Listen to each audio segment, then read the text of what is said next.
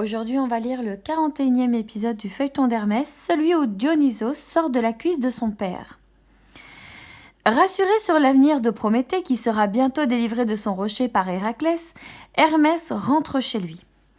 En regagnant l'Olympe, Hermès redoutait la colère de son père devant l'échec de sa mission auprès de Prométhée. Mais à peine eut-il poussé la porte du palais qu'il apprit que Zeus avait besoin de lui et l'attendait sur la terre. Sans perdre une minute, Hermès partit rejoindre le dieu des dieux. Il le trouva non loin de Thèbes, assis seul sur le bord d'un chemin. « Hermès, aide-moi, il vient d'arriver un grand malheur, lui dit Zeus d'une voix bouleversée. Héra au bras blanc réussit à provoquer la mort d'une femme que j'aimais. Cette femme, Sémélé, portait un enfant de moi. J'ai sorti le futur bébé du ventre de sa mère et je l'ai caché pour qu'il échappe à ma cruelle épouse. Je voudrais le confier à quelqu'un qui prendrait soin de lui. J'ai pensé aux nymphes de Nysa. Elles sont douces et aimables. Je voudrais que tu emmènes ce bébé auprès d'elles. » Hermès ne pouvait laisser son père dans le chagrin et jouer un mauvais tour à Héra ne lui déplaisait pas. Mais il se demandait bien comment un bébé, pas encore né, n'avait pu être sauvé. « Allons vite chercher ce bébé, répondit-il. Où l'as-tu caché ?» Alors Hermès vit Zeus se lever, se pencher sur sa cuisse et en faire sortir le bébé. C'était là qu'il avait mis l'enfant à l'abri pour le protéger et pour qu'il continue de grandir. Hermès était stupéfait. Un bébé né de la cuisse de Zeus, ça par exemple. C'était un petit garçon aux boucles blondes et aux yeux rieurs. Il était rond, dodu même, et semblait très joyeux. Hermès fut immédiatement séduit par ce nouveau petit frère. Zeus le contemplait d'un air tendre. Il murmura « Même si ta mère n'était pas une déesse, tu seras un dieu parmi nous. Ainsi en ai-je décidé. Tu t'appelleras Dionysos, celui qui est né 2 fois, et tu seras le dieu de l'ivresse, du plaisir et de la joie. » Puis Zeus remit son dernier fils dans les bras du dieu messager, qui s'envola aussitôt. Nysa était la plus belle vallée de la terre, mais personne ne savait où elle se trouvait. Cependant, Hermès était le dieu le plus malin après Zeus, et il n'était pas le dieu des voyageurs pour rien. Après avoir beaucoup cherché, il finit par trouver cet endroit secret. Il jeta un coup d'œil satisfait aux champs de fleurs, aux ruisseaux qui couraient, aux vignes gorgées de raisins et aux arbres chargés de fruits.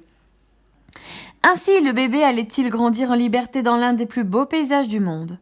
Rassuré, Hermès confia Dionysos aux nymphes de ce lieu. Désolé, je bafouille beaucoup. Il l'embrassa tendrement et lui murmura avant de le quitter « Tu seras toujours sous ma protection, sois heureux !» Puis il regagna l'Olympe. Il trouva Zeus aux prises avec l'une des colères d'Héra et préféra se cacher derrière un rideau. La déesse marchait de long en large en agitant les bras avec violence. Elle avait appris le sauvetage de Dionysos et sa colère était terrible.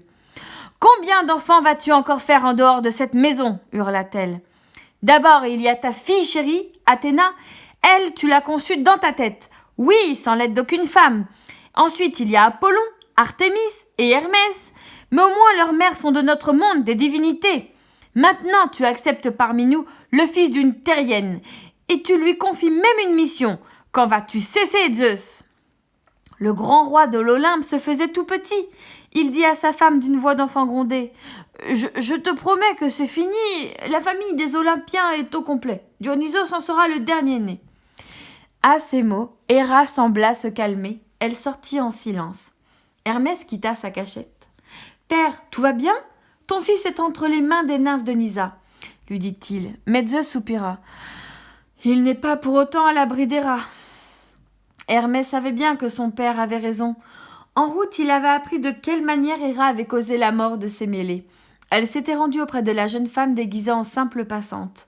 « Es-tu bien sûr que l'homme qui dort à tes côtés soit Zeus ? Tu ne l'as jamais vu dans toute sa gloire, n'est-ce pas ?» lui avait-elle dit.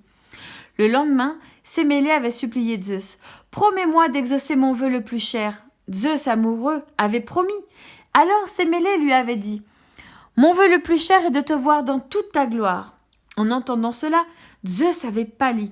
Il avait reconnu aussitôt un mauvais conseil d'Héra. Apparaître dans toute sa gloire voulait dire se montrer avec son foudre. Or, aucun mortel ne pouvait le voir ainsi sans être frappé de mort. Il avait tenté de faire comprendre cela à Sémélé, mais rien ne pouvait la faire changer d'avis. Elle voulait la preuve que son amoureux était bien Zeus. Zeus avait été obligé de tenir sa promesse. Il s'était montré donc à elle en maître de l'Olympe avec le foudre de l'orage. La jeune femme était tombée aussitôt foudroyée. Zeus avait eu juste le temps de cacher dans sa cuisse le futur bébé qu'elle portait. C'est ainsi que Dionysos avait été sauvé. Hermès se demandait avec inquiétude jusqu'où la jalousie des rats pourrait aller. Donc, le 41e épisode est terminé. Comme d'habitude, vous répondez aux questions en faisant des phrases, soit par écrit, soit à l'oral, et on se dit à jeudi pour le 42e épisode. Bonne journée les enfants.